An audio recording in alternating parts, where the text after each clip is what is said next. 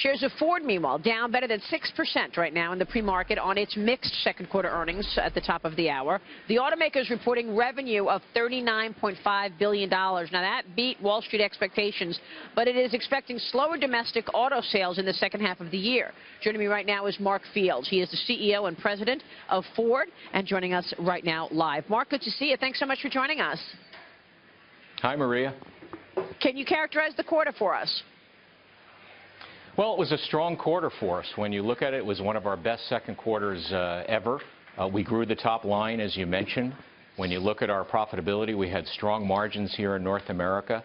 A record second quarter in Europe, so our transformation actions are really gaining steam there. And also record operating cash flow of $4.2 billion. So it was a strong quarter, and it was a record first half to the year in terms of profitability. And as we look forward, we see the second half weaker than the first half. We guided to that at the beginning of this year. But we are seeing some additional risks. And as a company, we're taking those risks on and taking decisive actions in the face of that. Talk to us about those risks. I mean, interesting when you look around the world, Europe delivered its best ever second quarter for you, nearly triple a year ago results. But there was some questions about Asia. What's behind this guidance of weaker U.S. sales second half of the year?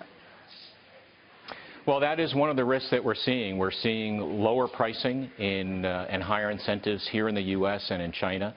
And we're seeing the risk around a softening of the retail industry here in the U.S., still at healthy levels. And we think what's behind that, Maria, is first off, if you look at the second quarter, the retail industry was actually down in the second quarter in an industry where incentives were up, higher leasing from many of our competitors. And when you look at that, if you go back to the beginning of the recovery, the auto sales were very robust and actually outpaced the economic performance at the time. And what we're seeing now, although still at a healthy, relatively healthy level, we're seeing intensified competition as that growth is moderated and as we have seen the retail industry come down a bit here in the U.S. So I expect we'll continue to see some volatile industry SAR factors or industry factors each month, depending upon which manufacturers get aggressive in the marketplace. Yeah, that's interesting because you had a lot of launches. Are you seeing, for example, you launched the new Escape, the Fusion Hybrid, Energy Plug-in Hybrid, Lincoln, MKZ. Are you seeing in the retail area, are you seeing people pull back? Are they becoming less confident? What do you think is going on, and how does that play out second half? Well, what we think is going on, again, is we're getting, all the pent-up demand has been satisfied. The consumer confidence levels are still relatively good, and that's why we see a relatively healthy rate of the retail industry and the total industry, but it is coming down a bit. And part of it on the car side, as you see consumers gravitate towards SUVs and trucks, and we're doing very well in those segments. That's causing a lot of pressure in the car segment. You have a number of manufacturers that have capacity, want to protect their market share there, so we're seeing some pressure there. But overall, I think when you step back, the consumer is relatively healthy, but they are to the point where used car prices are starting to come down, so that is impacting we think new car sales, and we think that will play it out. Our view for the second half of the year is that the retail industry will be below last year, and that's why we're calling out these risks and taking very proactive actions. We'll take some production adjustments to maintain our strategy of matching capacity to demand. In terms of actions that you're taking, you're really trying to get ahead of this. Is that going to impact jobs? Well, as we look at getting ahead of this, we don't expect it to impact jobs to any great degree. But again, we're going to just stay very focused on keeping our inventories in line and making sure that we're looking at these leading indicators and understanding what it means for our business and taking appropriate actions to make sure that we, at the end of the day, fulfill our guidance for the year, but also run a responsible business going forward. In Europe, how big of an impact did that UK vote to leave the European Union have on results? Well, in the second quarter, it dented our profits by about $60 million, and that was really just some exchange effects on our balance sheet. Clearly, the good news is we hedge. We're fully hedged for the rest of this year.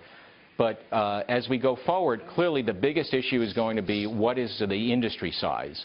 And given that the UK is our largest market in Europe for sales, it's about 30% of our sales, we're watching that very closely. So in total for this year, we see an impact of about $200 million. 60 of it we incurred in the second quarter. And next year, we expect it to be potentially $400 to $500 million. That will depend on the size of the industry. And of course, we'll have to see what happens after that once the UK and the European Union work out what their trade relationships will be. And what's the impact on technology? You invested in Pivotal to further strengthen the cloud-based software that you're using. And we talked in the past that, moving forward, the car is going to be totally technologically advanced. How does that change or get impacted from these more conservative or cautious views and behavior on the heels of this expectation for second half? Well, clearly we want to make sure that we continue to invest in our products and technology. And part of this, Maria, is we started to see these risks earlier this year. We started to take action. And that's why in the first half of the year, versus our original plan, we have overachieved our cost by about $1.6 billion. And that's looking at every element, getting more efficient, but not compromising on our product or investments in technology. And as we go forward, part of our guidance as we look at that second half, which will be weaker, and particularly the third quarter, particularly weaker than last year because of the Super Duty launch, we are going full steam with investments in autonomous vehicles and other technology and software in the vehicles for connected cars. Absolutely. And real quick, Mark, does the uncertainty around the election play into this? Well, the election season, there's always different messaging that's going out that consumers are being exposed to.